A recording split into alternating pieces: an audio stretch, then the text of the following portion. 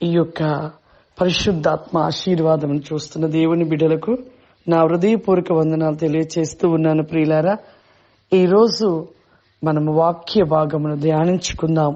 దావీదు రాసిన కీర్తనలు 73 అధ్యాయము 12వ వచనము.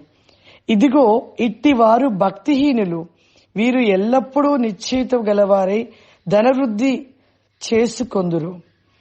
నా హృదయము నేను శుద్ధి చేసుకుని ఉండుట వ్యర్థమే, నా చేతులు కడుక్కొని నిర్మలుడనై ఉండుట వ్యర్థమే. దినమంతయు నాకు బాధ కలుగుచూ ఉన్నది, ప్రతి హృదయమున నాకు శిక్ష వస్తూ ఉన్నది. చూడండి ప్రియులారా, ఇక్కడ భక్తిహీనుడి జీవితంలో ధనము ఉన్నా అది వ్యర్థమే. తన హృదయము శుద్ధి చేసుకోవాలనుకుంటాడు, కానీ హృదయ శుద్ధి చేసుకోలేడు. ఎందుకు అంటే యొక్క భక్తిహీనుడికి తన మనసు ఎక్కడుంటది? ఆ ధనం మీదనే ఉంటది. కాబట్టి భక్తిహీనుడి జీవితంలో దినమంతా నాకు బాధ కలుగుతూ ఉన్నది అంటున్నాడు. ప్రతి ఉదయం నాకు శిక్ష వస్తూ ఉన్నది అంటున్నాడు. ఎందుకు వస్తుంది? భక్తిహీనత. భయభక్తులు లేని వాని జీవితంలో ఆశీర్వాదం ఎక్కడుంటది? ఆశీర్వాదం ఉండదు, ఏ రోజు కూడా ఉండదు. ఏ వ్యక్తి అయినా భయభక్తులు కలిగి, ప్రార్థన కలిగి, దేవుని మాట వింటూ లోబడుతూ ఎవరైతే ఉంటారో వారి జీవితంలో ఆశీర్వాదము ఖచ్చితంగా ఉంటది. అదే భయభక్తులు లేకుండా భక్తిహీనతను కలిగి నులివెచ్చిన స్థితి కలిగి ఉంటూ ఉంటారు భక్తిహీనులు. వారికి ఇక భయం ఉండదు. పై పెదలతో ఏదో ప్రార్థిస్తున్నామంటే చేస్తున్నామని చెప్తారు, అంతవరకే. కానీ వారిలో భయము, భక్తి ఉండదు, ఆశీర్వాదం ఉండదు. అందుకే ఇక్కడ భక్తిహీనుని గురించి చెప్పబడుతున్న మాట, దినమంతయు నాకు బాధ కలుగుచు ఉన్నది, ప్రతి ఉదయము నాకు శిక్ష వస్తూ ఉన్నది. భక్తిహీనుడి జీవితంలో ఆశీర్వాదం లేదు, చివరికి బాధ కలుగుతున్నది. ఎన్ని కోట్ల ధనమున్నా ఆ ధనము ద్వారా సంతోషము, ఆనందము మనిషికి రాదు. ప్రియులారా, అనుకోవచ్చు నాకు ధనం ఉంది కదా, ఈ ధనంతో నేను ఎంజాయ్ చేయొచ్చు, హ్యాపీగా బతకొచ్చు అనుకుంటారు. ఎంత డబ్బు, ఎంత ఆస్తి ఉన్నా కుటుంబంలో ఒక సమాధానము లేకపోతే అదంతా వ్యర్థమే.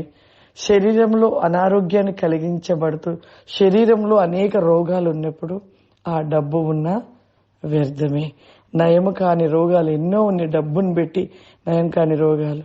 ఆ డబ్బును బట్టి నువ్వు బ్రతికి ఉంటావనేది గ్యారంటీ కూడా లేదు.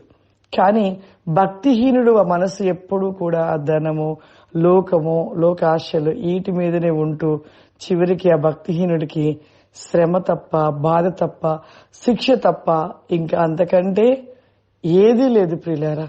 కానీ భయభక్తులు కలిగి ఉండేవాడు జీవితంలో ఎప్పుడూ ఆశీర్వాదమే ఉంటది, ఎప్పుడు వాని జీవితంలో ఆనందం ఉంటది. చూడండి, చెట్టు కింద బతికేటోళ్ళు వాళ్ళు ఆ రోజంతా అడుకొచ్చుకొని చక్కగా తినేసి ప్రశాంతంగా ఉంటారు. కోట్ల డబ్బున్నోడికి నెమ్మది ఉండదు, సమాధానం ఉండదు.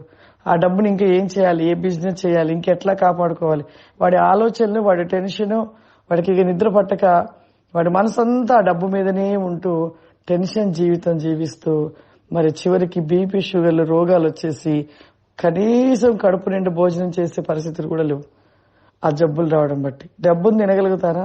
డబ్బు వల్ల ఏమన్నా తగ్గుతుందా? డబ్బు పక్కన పెట్టుకుని గంజి తాగాల్సిన పరిస్థితి వస్తుంది. చూడండి ప్రియులారా, అదే రోడ్డు పైన చెట్టు కింద బతికేవాడికి ఏ టెన్షన్ లేదు, ఏ ఆలోచన లేదు. చక్కగా ఆ రోజు అడుక్కుంటాడు, తెచ్చుకుంటాడు. చక్కగా ఏదైనా, అది అన్నమే కానివ్వండి, మాంసమే కానివ్వండి, ఇంకా ఏ ఫుడ్ అయినా చక్కగా కడుపు నిండి తిని ప్రశాంతంగా జీవిస్తాడు.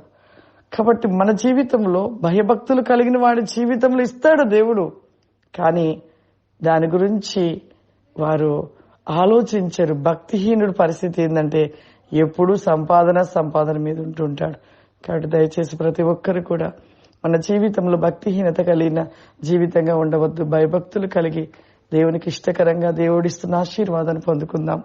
సర్వశక్తివంతుడా, దయగల తండ్రి, గొప్ప దేవ, ఈ దినము ప్రభా పరిశుద్ధాత్మాశీర్వాదం చూస్తున్న ప్రతి బిడ్డను ప్రభా మీరు దీవించి ఆశీర్వదించండి. భక్తిహీన జీవితం వల్ల నిలిచి ఉండవద్దు ప్రభా. భయభక్తులు కలిగి నీకు ఇష్టలుగా, నీ సంతోషపరచవారిగా నీవిస్తున్న ఆశీర్వాదాన్ని పొందుకుని కృప ప్రతి బిడ్డకు దయచేయమని ఈ దినమంతా వారి జీవితంలో సమృద్ధి, ఆరోగ్యమును, సమస్త కార్యములు జరిగించమని యేసుక్రీస్తు నామం అడిచినాను తండ్రి. ఆమేన్. God bless you. దేవుడు మిమ్మల్ని దీవించును గాక. ఆమేన్.